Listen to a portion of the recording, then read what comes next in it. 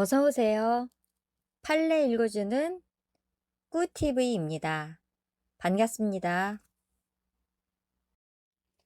법인의 범죄 능력이 인정되는가? 법인의 사회적 활동의 증대로 인하여 법인도 범죄의 주체가 될 수 있는가 문제된다. 판례에 의하면 법인은 사법상의 의무 주체가 될 뿐 범죄 능력이 없는 것이며, 법인의 사무는 자연인인 대표기관의 의사결정에 따라 실현될 수밖에 없으므로 자연인인 대표기관이 범죄의 주체가 된다. 법인을 처벌하면 범죄와 관계없는 자까지 처벌하는 것이 되어 자기 책임의 원칙에 반하며 사형이나 징역형 등 형벌이 자연인을 전제로 하는 점에서 볼 때 법인의 범죄 능력을 부정하는 판례의 입장이 타당하다. 법인의 범죄 능력이 인정되는가? 법인의 사회적 활동의 증대로 인하여 법인도 범죄의 주체가 될 수 있는가 문제된다. 판례에 의하면 법인은 사법상의 의무 주체가 될 뿐 범죄 능력이 없는 것이며, 법인의 사무는 자연인인 대표기관의 의사결정에 따라 실현될 수밖에 없으므로 자연인인 대표기관이 범죄의 주체가 된다. 법인을 처벌하면 범죄와 관계없는 자까지 처벌하는 것이 되어 자기 책임의 원칙에 반하며 사형이나 징역형 등 형벌이 자연인을 전제로 하는 점에서 볼 때 법인의 범죄 능력을 부정하는 판례의 입장이 타당하다. 중간에 다른 사정이 개입된 경우의 인과관계 판단 기준. 실행행위가 결과를 발생하게 한 유일한 원인이거나 직접적인 원인이어야만 되는 것은 아니므로 실행행위와 결과 발생과의 사이에 다른 사실이 게재되어 그 사실이 결과 발생의 직접적인 원인이 되었다고 하더라도 그와 같은 사실이 통상 예견할 수 있는 것에 지나지 않는다면 실행행위와 결과 발생과의 사이에 인과관계가 있는 것으로 보아야 한다. 중간에 다른 사정이 개입된 경우의 인과관계 판단 기준. 실행행위가 결과를 발생하게 한 유일한 원인이거나 직접적인 원인이어야만 되는 것은 아니므로 실행행위와 결과 발생과의 사이에 다른 사실이 게재되어 그 사실이 결과 발생의 직접적인 원인이 되었다고 하더라도 그와 같은 사실이 통상 예견할 수 있는 것에 지나지 않는다면 실행행위와 결과 발생과의 사이에 인과관계가 있는 것으로 보아야 한다. 미필적 고의에 관하여. 구성요건적 고의란 객관적 구성요건의 실현에 대한 인식과 의사를 말한다. 미필적 고의는 범죄 사실의 발생 가능성에 대한 인식이 있음은 물론 나아가 범죄 사실이 발생할 위험을 용인하는 내심의 의사가 있는 경우를 말한다. 미필적 고의는 행위자가 구성 요건적 결과의 발생을 확실하게 인식한 것이 아니라 그 가능성을 인식한 경우라는 점은 인식 있는 과실과 동일하나 용인이라는 의지적 요소가 있다는 점에서 과실과는 구별된다. 만약 결과 발생을 내적으로 거부하거나 용인하는 의사가 없는 경우 과실범의 처벌 규정이 있을 때 과실범이 성립할 수 있을 뿐이다. 미필적 고의에 관하여. 구성요건적 고의란 객관적 구성요건의 실현에 대한 인식과 의사를 말한다. 미필적 고의는 범죄 사실의 발생 가능성에 대한 인식이 있음은 물론 나아가 범죄 사실이 발생할 위험을 용인하는 내심의 의사가 있는 경우를 말한다.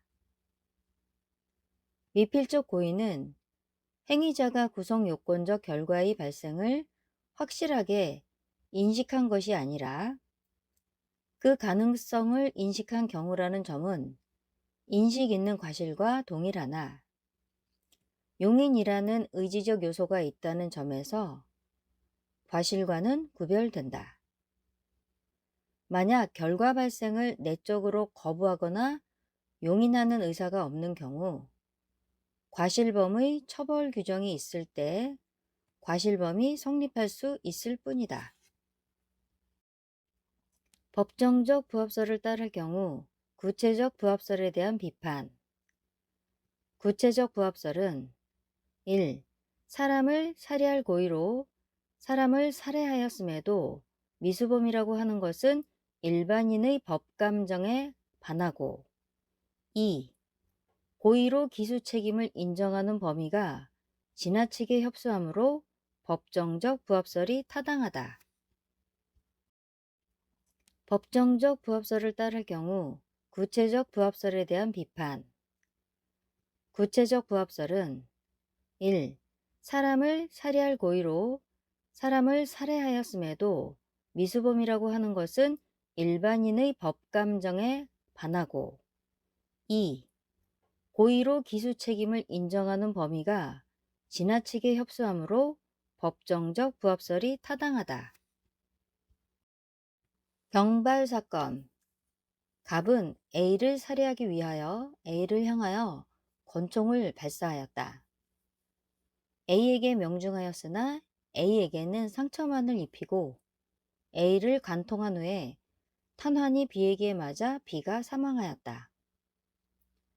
판례에 의하면 소위 타격의 착오가 있는 경우라 할지라도 행위자의 살인의 범의 성립에 방해가 되지 아니한다. 법정적 부합설을 취하는 이상 B에 대한 살인의 고의를 인정할 수 있고 따라서 B에 대한 살인죄가 성립한다. 이 경우 A에 대한 죄책을 어떻게 판단할 것인가 문제된다.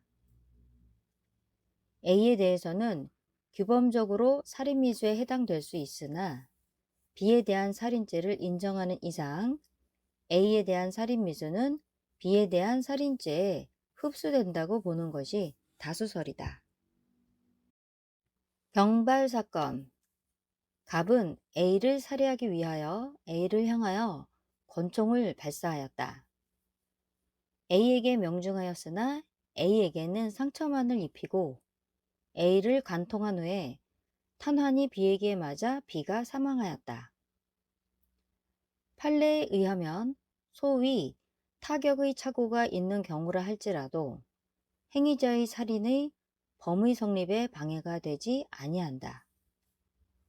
법정적 부합설을 취하는 이상 B에 대한 살인의 고의를 인정할 수 있고 따라서 B에 대한 살인죄가 성립한다. 이 경우 A에 대한 죄책을 어떻게 판단할 것인가 문제된다. A에 대해서는 규범적으로 살인미수에 해당될 수 있으나 B에 대한 살인죄를 인정하는 이상 A에 대한 살인미수는 B에 대한 살인죄에 흡수된다고 보는 것이 다수설이다. 개괄적 고의 사례. 사망 오인하여 땅에 묻은. 갑은 A를 살해하기 위하여 구타를 하였고 A는 실신하였다. 갑은 A가 사망한 것으로 오인하고 죄적을 감추기 위하여 A를 땅에 묻었는데 사실은 A는 매장행위로 사망하였다. 갑의 구타행위 제1행위와 매장행위 제2행위를 별개로 보아 살인미수죄와 과실치사죄의 실체적 경합범으로 볼 것인지 아니면 전체적으로 평가하여 살인죄를 인정할 것인지 문제된다.